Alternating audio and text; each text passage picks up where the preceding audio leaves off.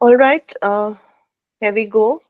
So, good evening, participants. I'm sure you are already there, all of you. And if you have taken your break, welcome to this course after the break, which was not commercial. Um, I'm Vibha Sharma and I teach in the Department of English. I generally don't teach fiction as my first choice, but I like reading fiction more. And today I have chosen this topic which is about two very important writers, Salman Rushdie and Khushwant Singh, as you can see, which is visible. So why are you using the PDF? Why not the PowerPoint? Ma'am, when I had this, so it converted into the PDF only. If No, you I could, need no. if you Please, could give me 1 minute. yes, I need the PowerPoint because there are some clicks which I require. Yes, ma'am. 1 minute. Never mind. Okay, you can do. So what I will be doing here is that in the course of yesterday's two lectures, where we discussed the Indian situation vis-a-vis English language, its growth, and the forming of English literature as a paradigm in India. Writing English novel in India, and that was the history that was required. And in that context, Raja Rao's work was placed.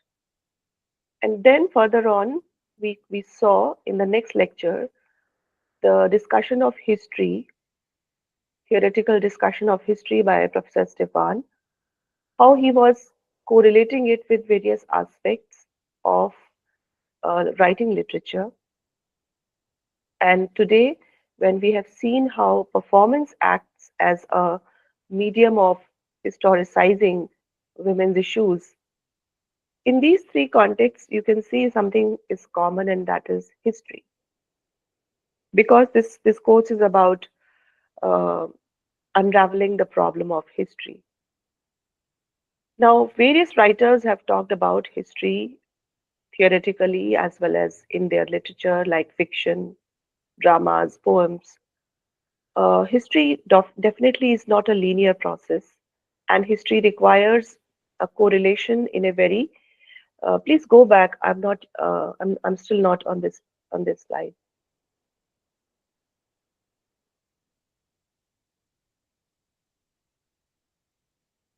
So this discussion will be engaging with history, historicity, and historicism, and while focusing on Salman Rushdie and Khushwant Singh. The the my assessment is going to be of use to look at how historical narratives, their engagement with memory, and their critique of dominant historical discourses are important.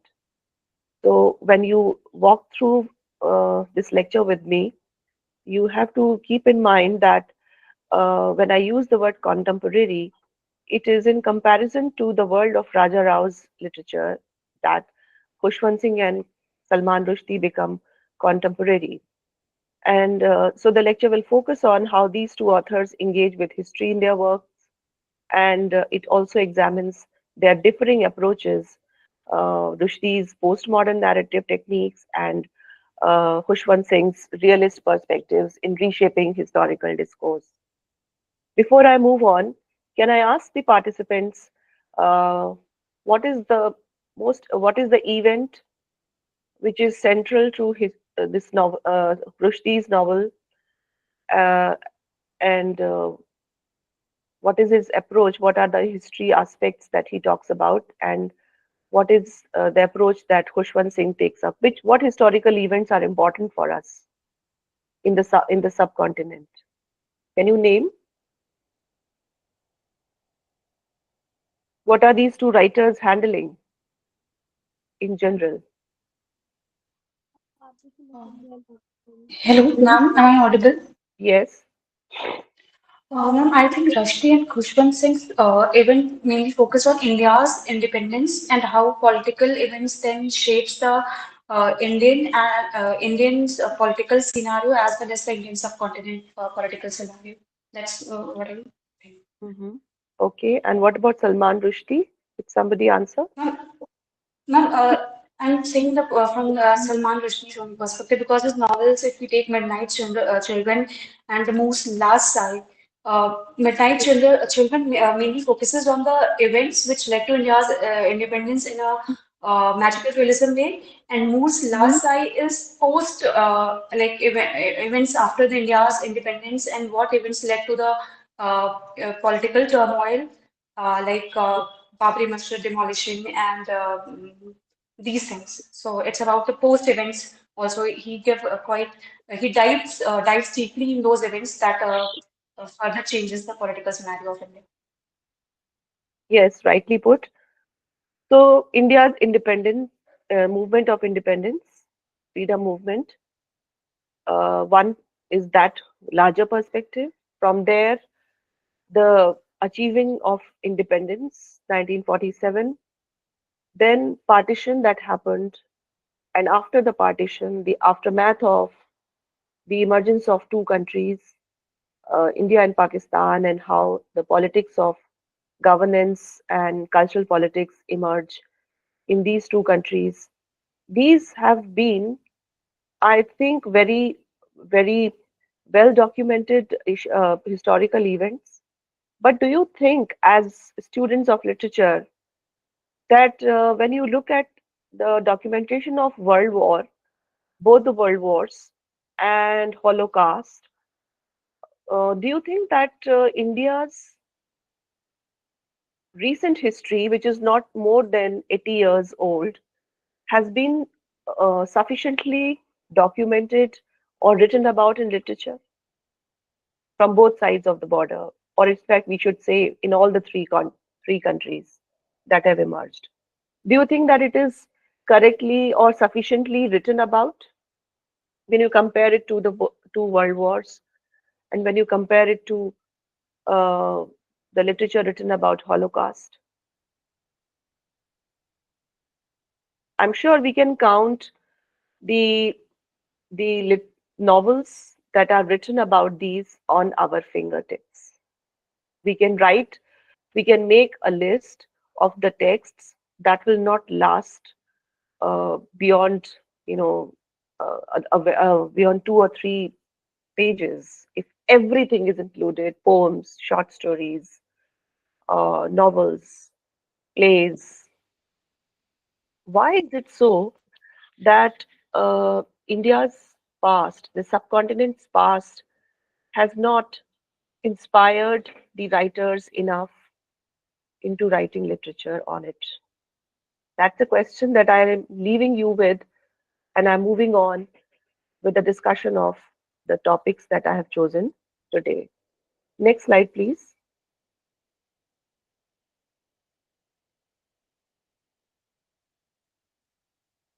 So, first question is the word history.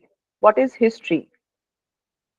Very simply, can quickly somebody write its definition in the chat box or anywhere? What is history?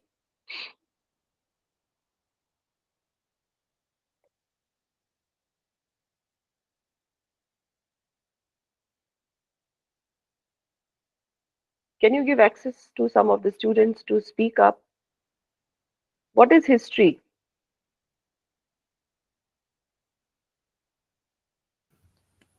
Participants, you can unmute yourself and speak if you want.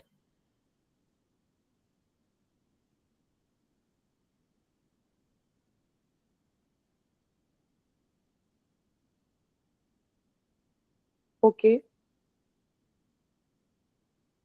So it is a structured record of past events, and it is often influenced by power structures. To put it, for example, India's history is studied in, yes, a recorded document of the past, Minhajuddin.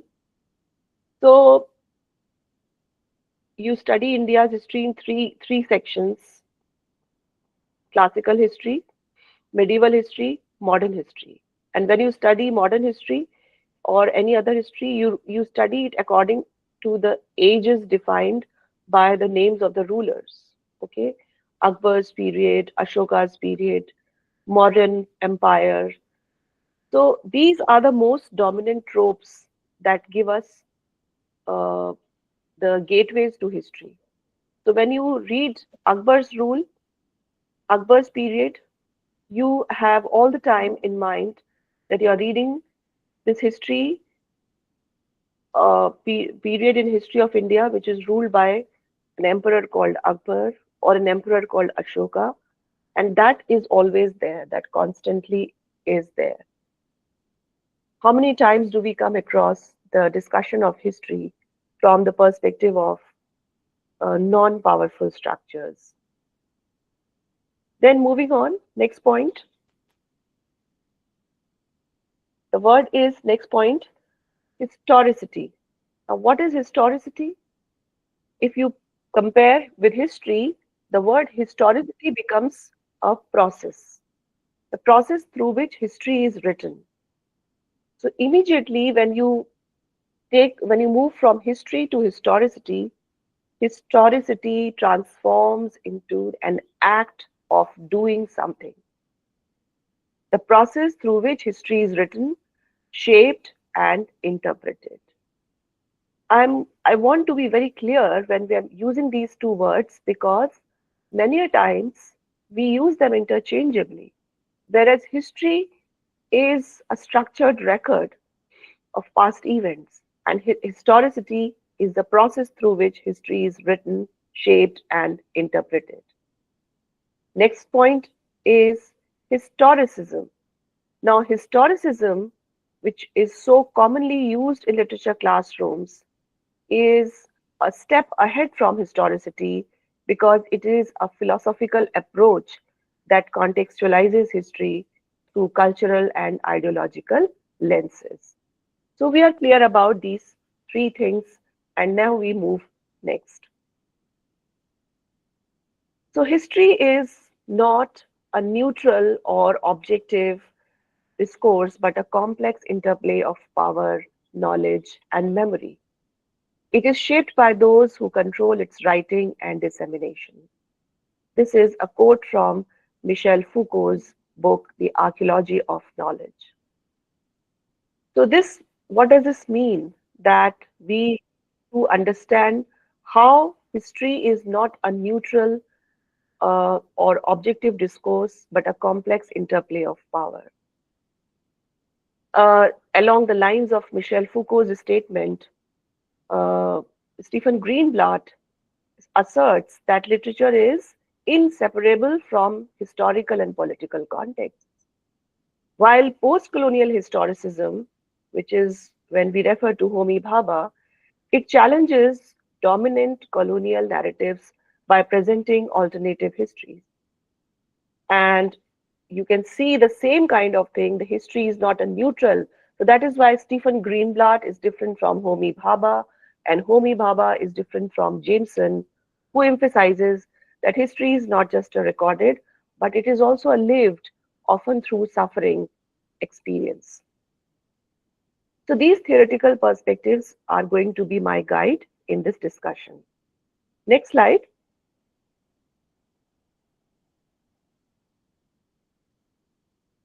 Now look at Hayden White. You know, we discussed Hayden White yesterday also, and this discussion is important. And I'm sure Hayden White's name, Jameson's name, will keep occurring in many lectures today. So what does he say? The historian does not merely record facts, but structures them into meaningful narratives. This means that every historical account is, to some extent, a fiction organized by the historian's choices. Have you ever thought about this aspect? That if you just put records that, somebody was born in this year, a plague was in this year, or somebody died in that year, a coronation took place in this year. So if you are just recording the dates, date of birth, date of death, date of events, date of marriages, can that be considered history? Why is it that we don't call it history? I would like to know from the participants. If you open up a diary, or if you open up some register where just dates and events are written, can you call it a history, a piece of history, or a document of history?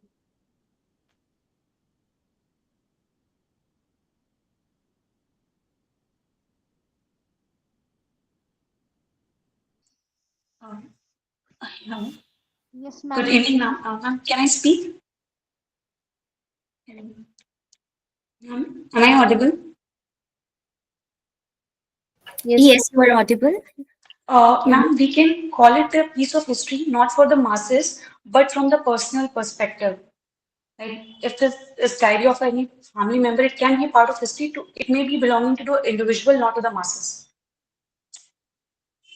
But can that be called history, a book of history, or enough to record history? Ma'am, am I audible? Yes, Sirat. Maybe if we just talk about the dates, they are just the chronological, they are just the chronologically recorded events. But in my opinion, history is woven in stories, not just the dates. Yes, that's why Hayden White's remark becomes important, because when he says that historian structures history, or facts, historian structures facts into meaningful narratives. The word narratives. So for the same event, you can have multiple narratives because multiple historians have written about it. So this means that for every historical account, fiction is involved, storytelling is involved, narrativizing is involved, literature is involved. So when historians very blatantly come across to a literature classrooms, or when they say that this is fiction and this is history, you should question this. That is, there no narrative in that.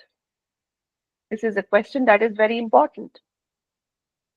And when you look at Rushdie's Midnight's Children, it offers us a prime example of historiographic metafiction, something that I referred to in the previous slide. Because Salim Sinai, the protagonist, just to give a one-line plot of the novel, midnight.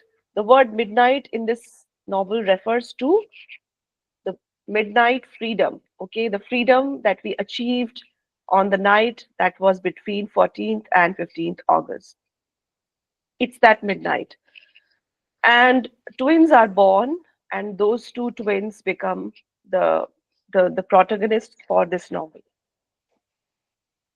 So Salim Sinai is one of them, and his life mirrors India's post-independence history, reflecting how personal memory and national history are intertwined. You remember we were discussing Raja Rao yesterday.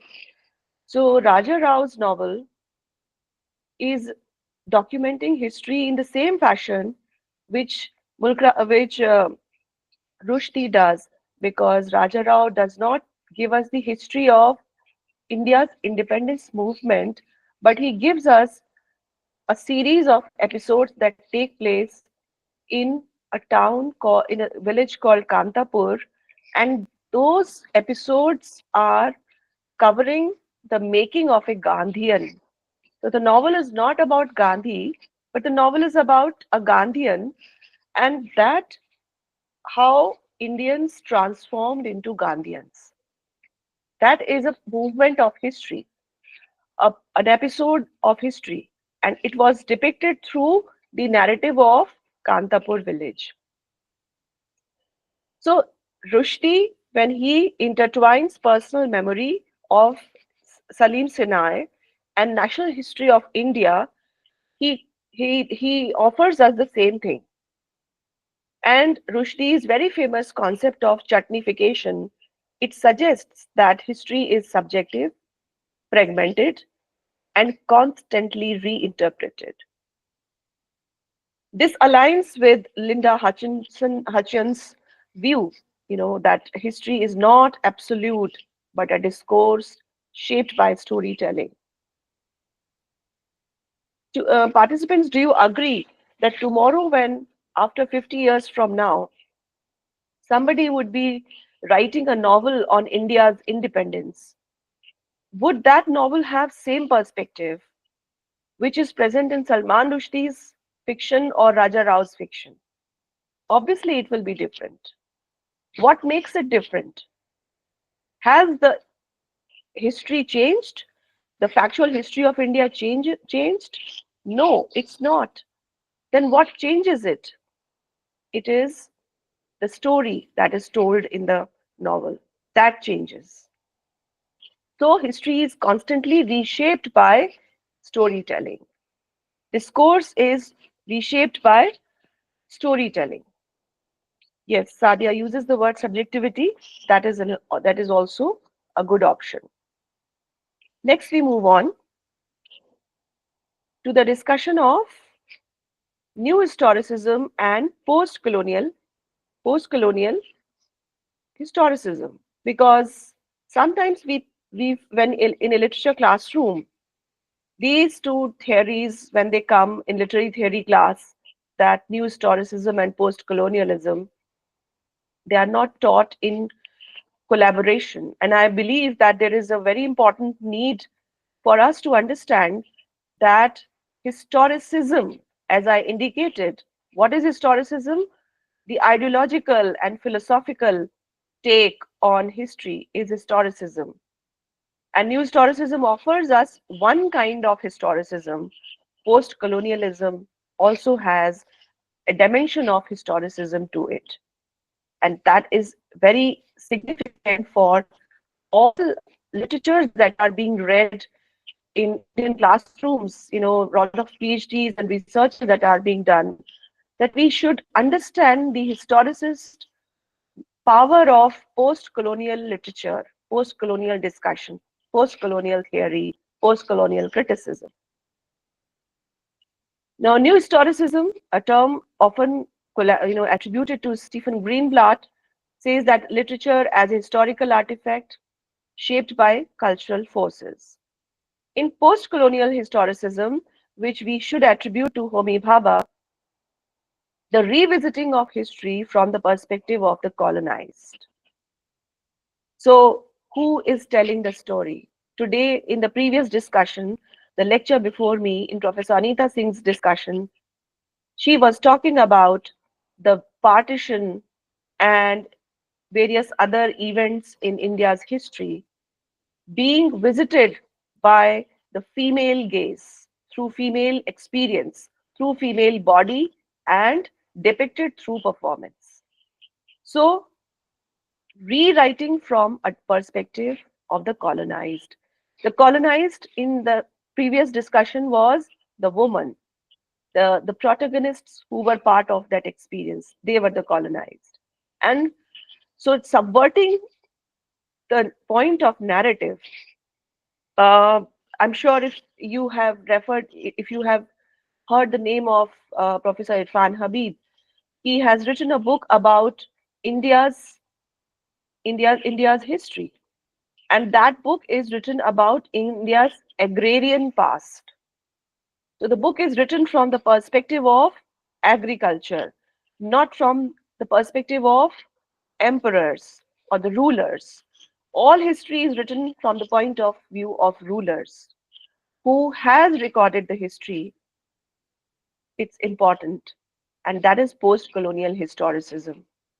So it is, there are so many cliched sentences like until and unless the history of a forest or a jungle will always be written by the lions, the tigers.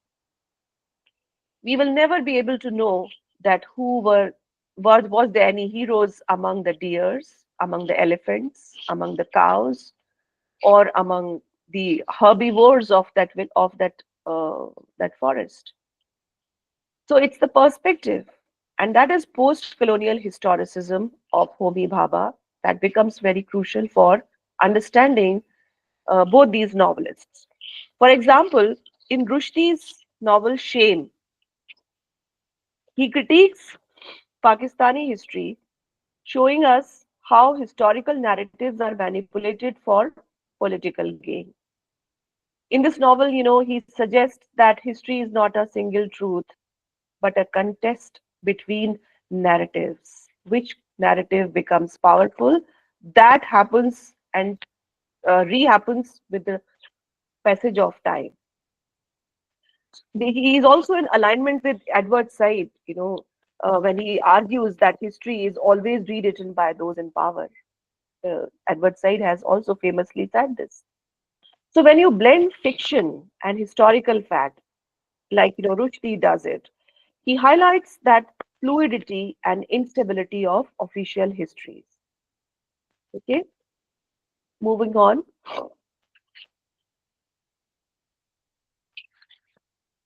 If you have any question so far to something that you need me to clarify, participants, you can ask questions even during the lecture also. If there is something that you want to add to what I'm saying, you are most welcome. So right now you can see a quote written on your screen. The past is not simply there in memory. It must be reworked, transformed, and made relevant to the present. The colonial subject exists in an ambivalent space where history is neither entirely past nor entirely present. Now, what is the difference between history and past? Can somebody answer this question? Are these two words same? History and past? Because I've already discussed this, so I'm asking this question. Let me see who can catch this definition.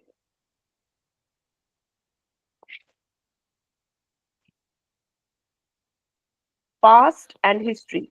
Are these two words same?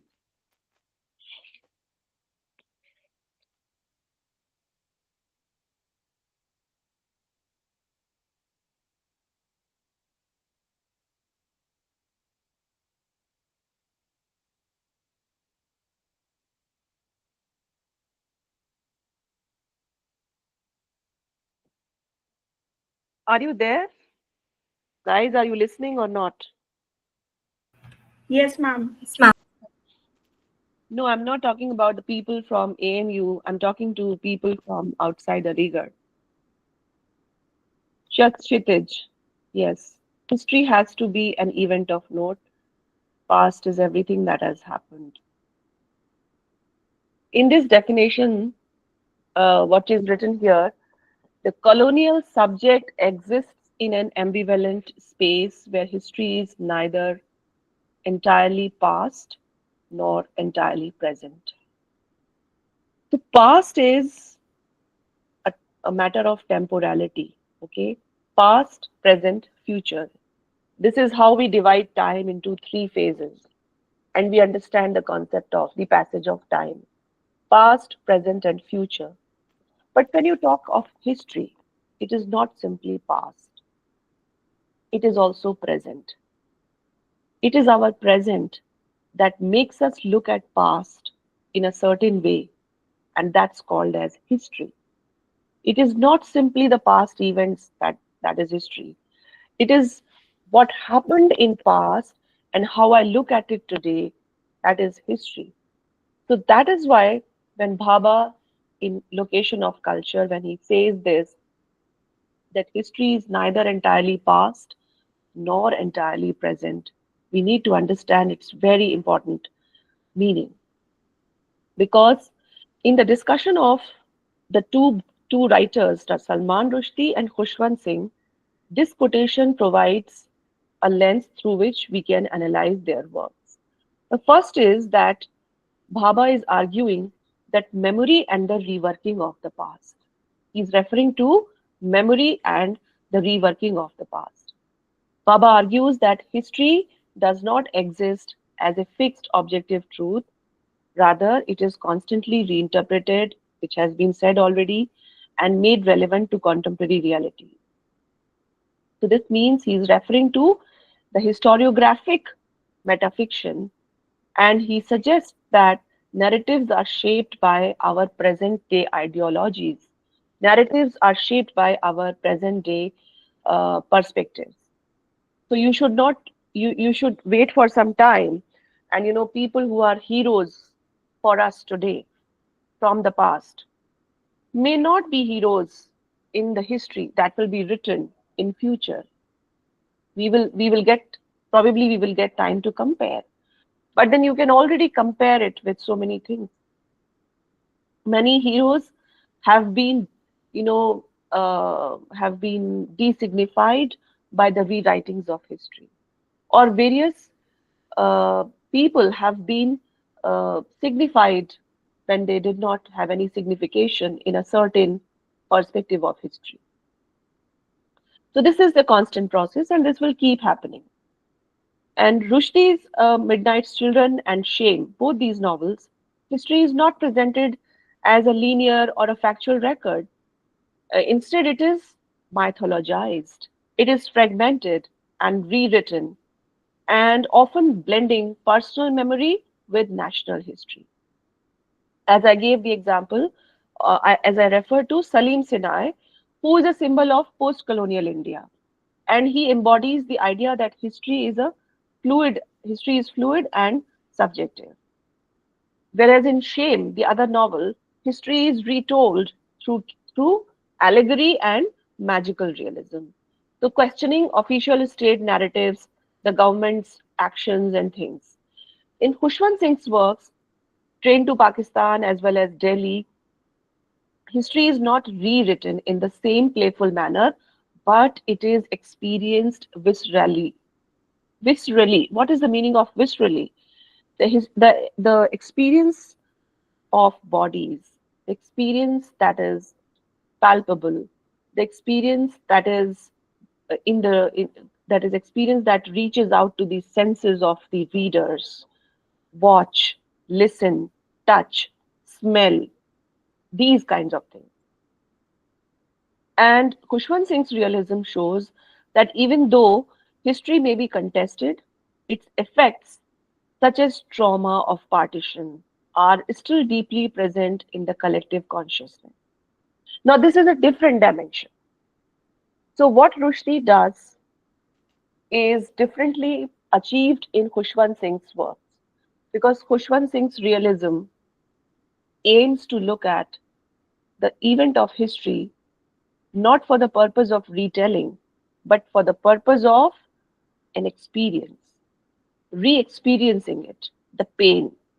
And he reaches out to the collective consciousness of his readers across the subcontinent, on both sides of the border, to try and see that what people have to say when I write this sentence, when I depict like this. I hope this is clear so far. Now, the next point, which is connected to Bhabha's discussion, is that he is asserting the colonial subject. And he says that colonial subject exists in an ambivalent space. What does it mean?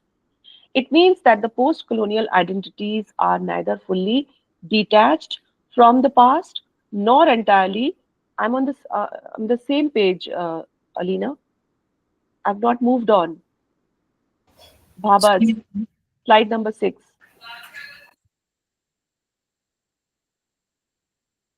Yes.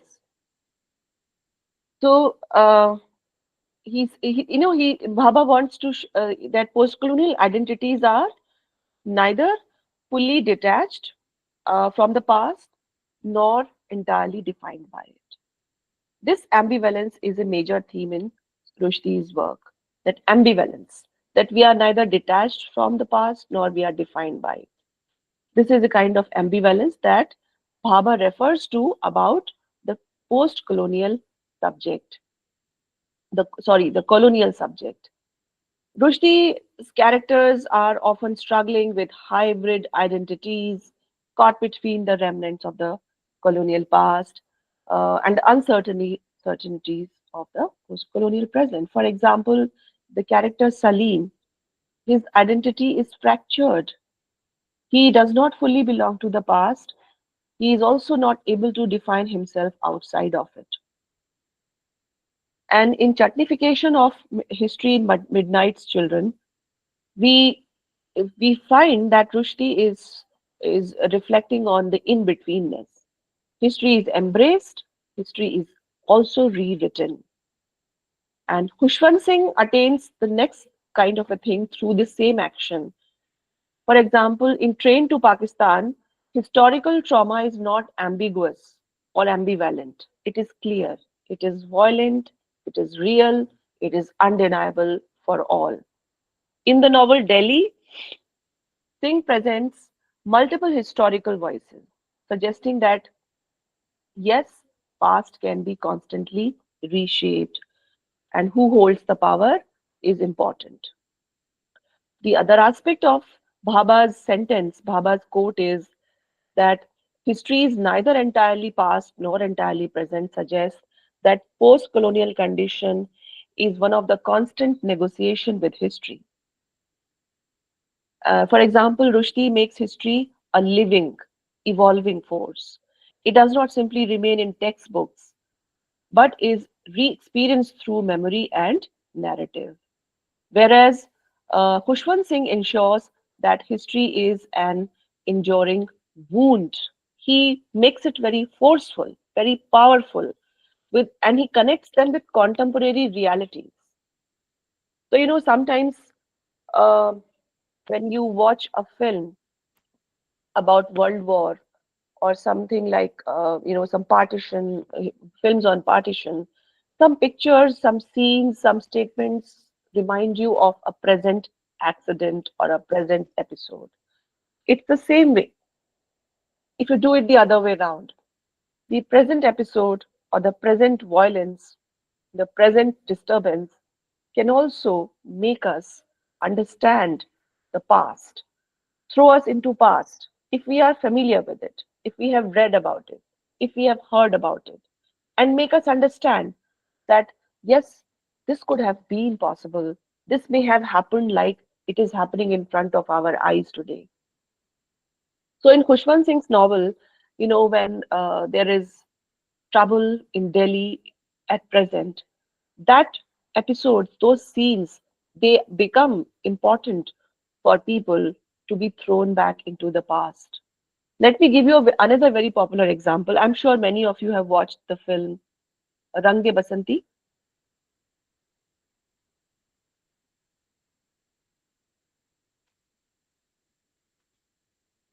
The characters, main protagonists, are a group of friends, and there are 4 or 5 young people. You find that at various points, because of the present incidents in their life, they are thrown back into the past episodes of India's history.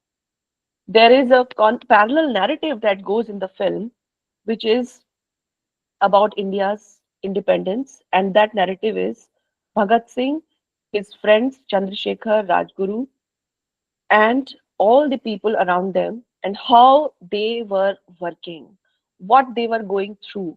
So these young people's life becomes a moment where they are able to viscerally, okay, bodily and physically understand what is happening in front of them, may have happened with people about whom they have heard, they have read, and they know of it.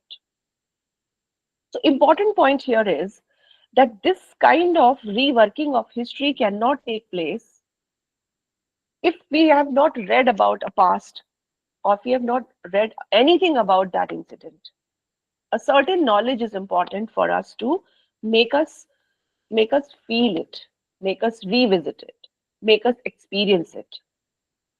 I hope that is clear. So Singh is ensuring, and what does Khushwant Singh does in this novel, that he makes it a point that the violence is there in the present, so that that violence can become a force to continue to shape the contemporary reality and the past. So past is never over. It lingers. It influences politically, socially, and through literary discourse. And Rushdie rewrites history to expose its instability. And Khushwant Singh preserved history to ensure that it is not forgotten. So you see that two writers are doing are handling the same kind of jargon, but their agendas are different, their actions are different, their impacts are different. Baba's concept of historical ambivalence is very helpful when you read both these authors because they are dealing history differently. One through metafiction, the other through realism.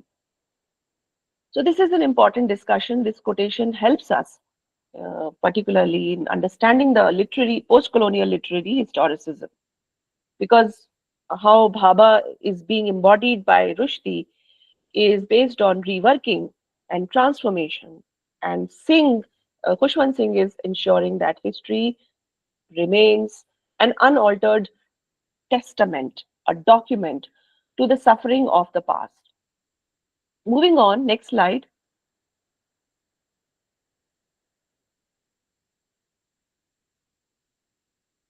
Now, here you see that history is what hurts. Frederick Jameson's quotation from the political unconscious. He says that history is what hurts.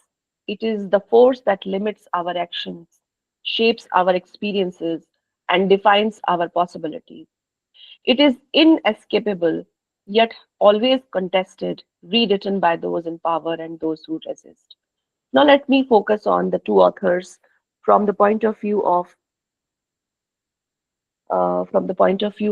this quotation. Although this quotation has already been slightly touched upon by me in the previous discussion.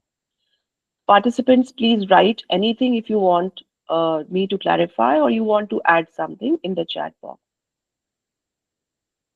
So, Frederick Jameson is asserting that what he asserts can be now useful for both these authors. First of all, he looks at history, Jameson looks at history as a material force. What does it mean? That history is not just some kind of abstract event or abstract concept, but it is material reality.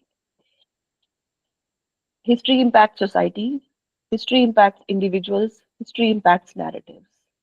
It imposes constraints on people, society, ideologies, politics, and actions also.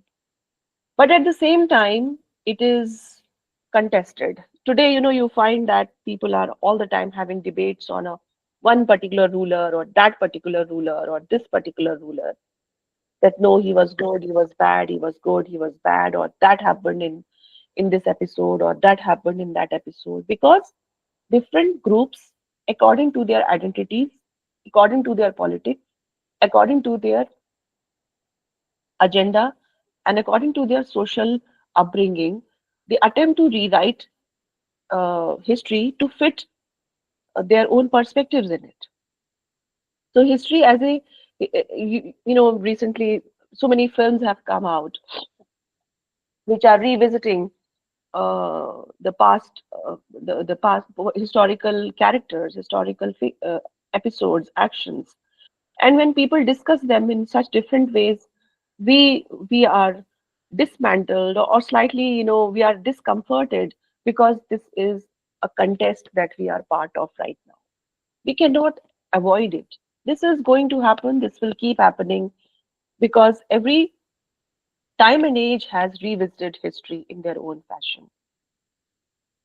Then this quotation also points out to something important, that history as a constraint. Because in Rushdie and Singh, in both the fiction writers, we see that they are engaging with idea that history is not neutral or history is not objective truth, as earlier used this term subjective. So there is a force that defines the fate of individuals, of history and nations. For example, in Rushdie's novel Midnight's Children, Salim Sinai is connected to India's post-colonial history because his life starts with the beginning of India's journey as an independent nation. And it demonstrates how historical events shape the personal destiny. This Rushdie's justification of history also comes into picture here. Then, sorry, in Shame, the other novel by Rushdie, we see that Pakistan's history is shaped by political leaders and who rewrite the past to justify their rule. So this supports Jameson's view also that history is always rewritten by those who are in power and those who resist. Whereas in Khushwant Singh's work, history is a painful and inescapable reality. In Train to Pakistan, partition is not merely a political event. It is a lived experience of trauma. Novel is now the first sentence which is written here, history is what hurts. That is what you find in Khushwant Singh's novel. It physically and emotionally scars people. It limits their choice and shapes their survival. In Delhi, another novel, Singh presents multiple historical perspectives to show that, it's a very interesting novel. Various voices are being narrated at the same time in the parallelly in the text. Many voices are being narrated. History is written by victorious people, the victors, while the voices of the defeated and marginalized remain unheard. This particular novel, Delhi, explores this truism that how weak voices are unheard. This truism is very nicely exposed in this novel because Delhi is told in the voice of a transgender, a eunuch. He is neither male nor female. So that's a very interesting kind of visceral experience that Khushwant Singh tries to embody by looking at the history of Delhi in this fashion. Looking at another aspect of Jameson's comment, Jameson's quote, which highlights that tension between dominant historical narratives and counter histories. This is a theme which is present in both Rushdie as well as Singh, because Rushdie resists monolithic historical narratives by fictionalizing history. His postmodern technique is very well known. I'm sure English literature students have been taught Midnight's Children, and it's how its narrative is so important, so powerful. So Rushdie's postmodern techniques challenge the authority of official history. This is a very interesting word, official history, that this history will be official. So there is a book, there is a set of belief, there is a set of events which are adopted by a certain regime as the official history. And he challenges it. He is emphasizing that memory, myth, and fiction all shape history, historical consciousness. All shape historical consciousness. That is why you see that whenever there is an important book that comes out on history, for example, William Dalrymple's rewriting of India's history is there by his books. He has written about Mughal period. He has written about modern period also recently. So why is it that he needs to write books of history? Because if history is so clear and linear that it is written by in one book, why should we rewrite it? And why does he create problems? Why does that discomfort arise because of it? Memory, myth, and fiction. These three permutations keep changing. Every individual's memory is different. The set of myths that a certain generation believes in are different, and fiction obviously is different. So they shape these consciousness. So in another, for example, if you to look at the same perspective in Khushwant Singh, what you find that he is in total contrast. He ensures again that brutality of history should not be erased, and he adopts that realist approach. To serve, his approach becomes an act of resistance, while while trying to expose that we should not whitewash history with positive things only. And he highlights that history is not just rewritten, but also suppressed. This is very important to understand. Rewriting contest, that is one thing. But what about the suppression of history that is there? And will we be ever able to explore and undo the suppression? And will we be able to, extract the real stories out of it?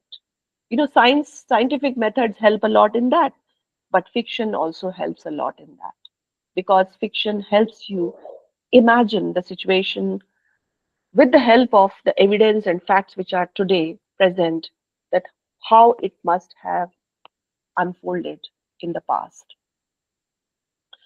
Now, when Jameson calls history as an inescapable yet contested, he is asserting that uh, it is important to see how we are trying to uh, visit the contests. For example, in Rushdie's work, history is always being reimagined and questioned, whereas Khushwant Singh is giving that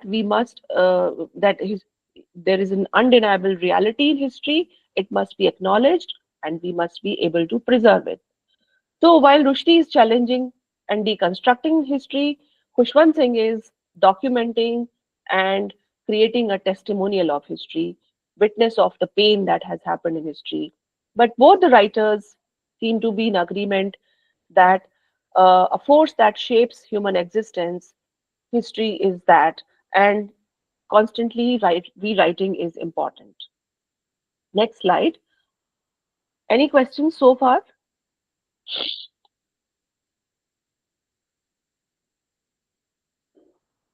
So that, Rushdie and Khushwant Singh are demonstrating that literature is a battleground for history, a space where alternative narratives can be created to challenge dominant versions. And history is never static; it is always being shaped, contested. I'm, giving your perspective the points. And it is important that engaging history with memory, myth, and identity, and also to unravel who controls the past and why that matters for future. Now, here in the narrative of Midnight's Children, what we see is an interesting quotation. Salman Rushdie says that to pickle something is to give it immortality, but only of a certain kind. That's why I write. To give the past a shape that is my own, history is always in flux, always contested, and so I preserve it as I remember, not as it was. So I preserve it as I remember, not as it was. So here you can see this particular quote is very crucial in understanding technique of Salman Rushdie and a famously called chutnification. It is that reference because through this chutnification, he transforms history into a mix of memory, imagination, and personal narrative. This approach is challenging the linear and official histories, and he is trying to realign himself with various other writers of his time who have taken care of the metafiction approach. So, this approach allows Rushdie to interrogate historical truth and making it subjective, making it layered. Both these writers, even Khushwant Singh, can be looked at through this perspective because Rushdie embraces postmodern narrative strategies. He tries to blur the lines between history and fiction, and the realism that Khushwant Singh brings up is also another dimension of chutnification in his own style. Next slide.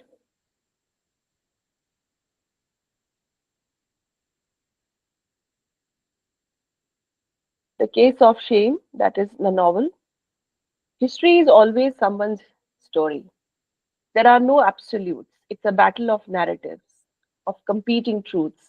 And in the end, what remains is not what happened, but what we choose to remember. So, what happens is one thing, but what we remember about it is another thing. There is a gap between the two, and this gap can never be confirmed or undone. This will always remain there. In the novel Shame, which is based on Pakistan, it's an allegory of Pakistan's history written by Salman Rushdie. He exposes its instability. He critiques the way in which political leaders, they were manipulating the different narratives related to history of Pakistan. Can you even can you think of what from what point will the history books of Pakistan start? Because what is the history of Pakistan? It was born on 14th August 1947. So what is Pakistan's history? You need to find out. You need to research. And how nicely Salman Rushdie brings this up in literature, and how he interweaves this in literature through this novel is a wonderful example of you know history being revisited through stories. So again, Rushdie, by doing this, is aligning with Jameson's notion that history is ideological battlefield. It is constantly rewritten. Today somebody is writing history in Pakistan, or this according to what Rushdie says, that the rulers they rewrote its history by undoing something in the past, or by designifying the past. Tomorrow there will be a time where this history will be rewritten, and some new heroes will emerge from there. So, as Edward Said has also said, the notion of counter narratives underscores the importance of literature, because literature is always helping to shape the historical understanding. And here, when you look at this particular quotation, history is always someone's story. You can correlate this definition to Rushdie as well as to Khushwant Singh, because they both are contributing to historiographical debates by reinterpreting history in their own fashion. And Rushdie is, just a second.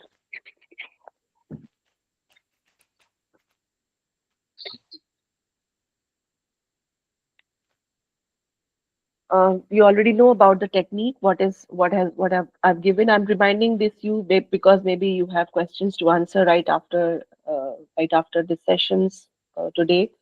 So please do remember these important things, that how for Rushdie magical realism and direct testimony is important. Sorry, for Khushwant Singh the direct testimonies are important. And when this quotation says that there are no absolutes, it opens up the gate to understanding that even a single episode in even a single voice of present can actually challenge the entire establishment of the past, and leading to rewriting of history. So history generally, people associate with past, but history is written in present, and history is revisited in present.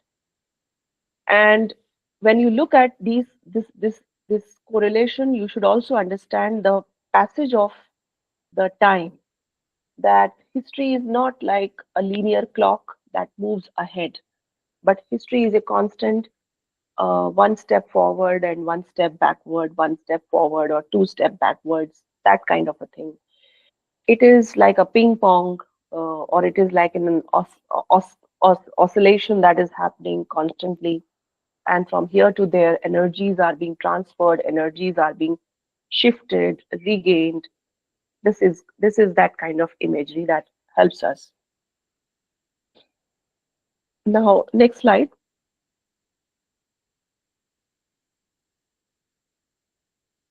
Next slide. Yes, realism in train to Pakistan.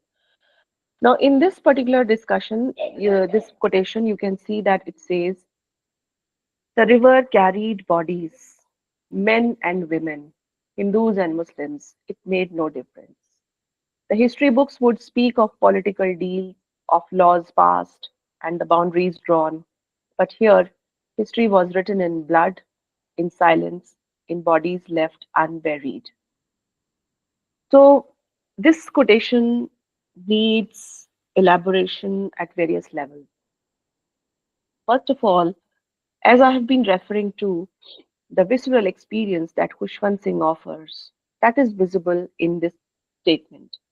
The river carried bodies, men and women, Hindus and Muslims.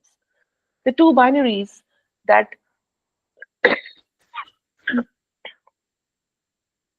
sorry, the two binaries that were functional, that always remain handy for us, to work out. That have you seen the reportage in the newspapers when they say that 20 people died? It included 11 women, two children. Now, this sometimes, has a very different impact on the mind of people. But as if only 11 plus 2, 13 people died. What about the men who died? So why 20 is broken into genders? Why the number is broken into genders or ages? It also involved old people. It also involved women. It also involved children. Why do we need this figuration? Why do we need this breakup based on ages, based on genders, and sometimes based on religious identities, based on ethnic identities? This is so important to understand. So when he says the river carried bodies, these are just bodies. All bodies are numbers for the river. One body, two bodies, three bodies, four bodies, five bodies.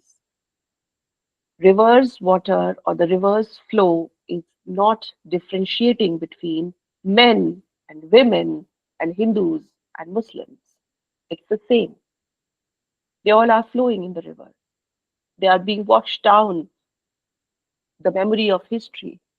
They are being washed down from the present. They are being washed down from the face of this earth.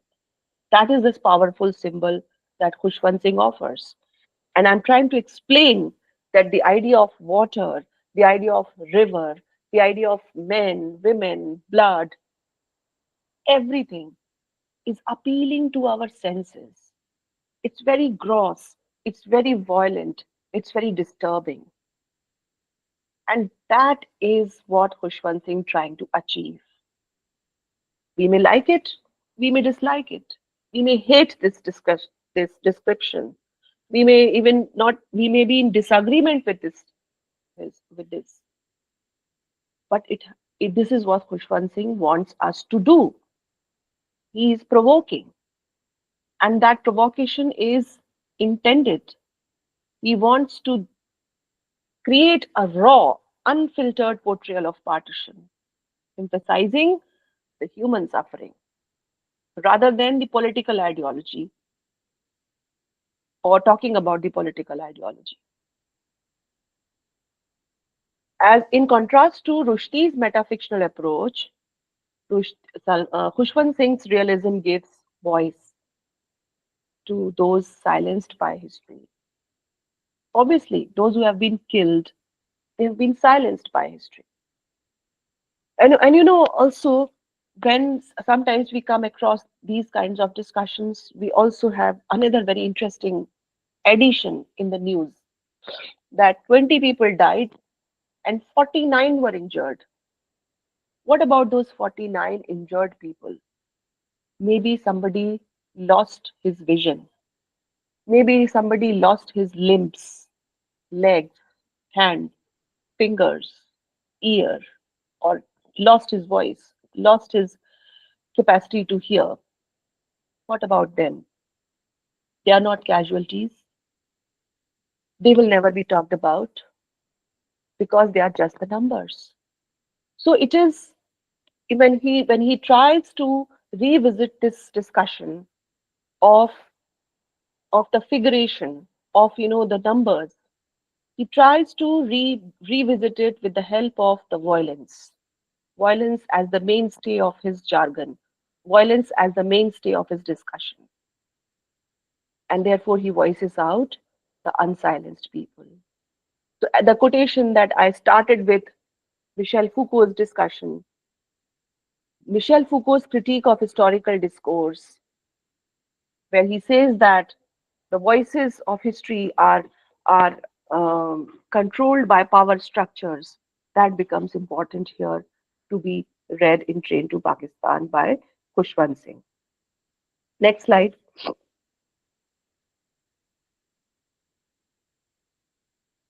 So, multiple perspectives in history. Again, Khushwant Singh says in Delhi that what is history but the lies of powerful? Who tells the truth? The victor writes the story, and those who suffered are forgotten. Yet in the allays of old Delhi, in the whispers of the ruins, you hear the history that was never written. So there is a lot more history that is lying in this world. It's still unwritten, and literature can do justice to it. As Khushwant Singh tried in his own way, by writing this novel, because his multi-perspective approach highlights the subjectivity of historical truth, and through his novel he suggests that history is always political, always, and it is always shaped by only those who are powerful, only those who have power to write it, only those who have power to record it, only those who have access to the mediums of expression, getting their voices recorded, giving interviews, or those who exist in the documents of official registers. This aligns with Edward Said's ideas also, where Edward Said has said that history is always written by those in power, but the counter narratives, the voices of the dispossessed, also shape our understanding. Literature's role, therefore, becomes very important, and therefore, this course, the problem of history, it questions, the course is giving us that idea that there is a need for us to, to understand the nuances of the counter narratives. We cannot simply do away with the idea of history present in literature by signifying those literary documents as very important novels which have magic realism or historical facts, or they are about history, etc., etc. No, we also have to understand that how these literatures, these texts, they shape our understanding of today, and therefore they are empowering us to write history for the future, to write history again for the future. Next slide.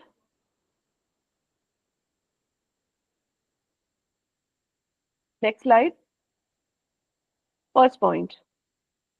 So Rushdie, finally, if we compare their representation in historical perspective, Rushdie is playful, fragmented, and he handles with imaginative history. So what does it mean? That he is looking to create a postmodern literary sensibility, literary framework with his fragmentation, and trying to imagine history of India by his characters, through his characters, and achieving a playful tone, which is disturbing at times or amusing at times. So that is his tone, that is his style. Next point, Singh, Khushwant Singh is realistic, and his technique is testimonial, and his technique is also a direct approach. So these are the two writers in front of you. Look at it. Both have contributed so importantly about history, and in a very sweeping generalization, they could have been put under the label of novels on history or historical novels or etc.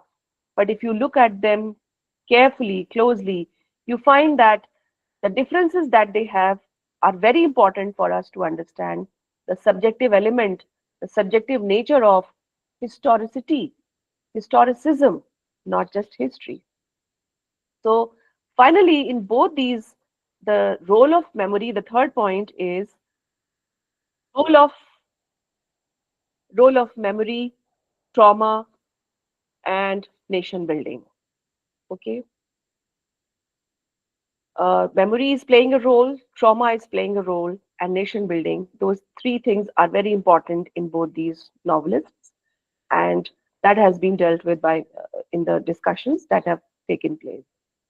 Both authors challenge the idea of an objective neutral history, and their works exemplify the competing ways, not in similar ways, that literature engages with past.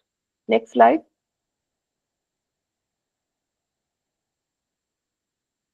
Next slide.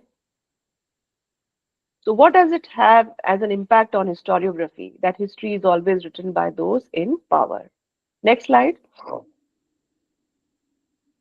No, no, no. Please, yes, remain on this. Remain on this summing up. So to sum up, we can look at some of the points that historicity in contemporary Indian writing has been discussed vis-a-vis Salman Rushdie and Khushwant Singh, and both of them explore, uh, acknowledge that history is not neutral, and who gets to write history. This is an important question. Whose stories are remembered and whose are erased? That is an important question. How does literature act as a medium for historical reclamation and revision? This is an important question. And then the debates surrounding historicity in both the novelists' work align majorly with literary and historical theories like Michel Foucault's view that history is a discourse shaped by power, Hayden White's view that history is always narrated and structured like fiction, Homi Bhabha's view that post-colonial subjects experience history as an ambivalent and fragmented reality. Now, when you look at the second point is Rushdie's historiographic metafiction and the chutnification of history. It is important, as I have indicated, that defined by Linda Hutcheon, his historiographic metafiction challenges the idea of a single authoritative version of history, and his technique of magic realism, intertextuality, and narrative self-awareness. Rushdie is shown that that history is not a fixed truth. In both the novels, I've elaborately discussed Midnight's Children as well as Shame. And coming to number three, the third point, Singh's historical realism, the inescapability of the past, is contrasting because as a historical realist, he portrays the pain and the deeply embedded human suffering in his narrative, and he places it um, on record while refusing to fictionalize or manipulate history for artistic playfulness or to whitewash it in the novels like Delhi and Train to Pakistan.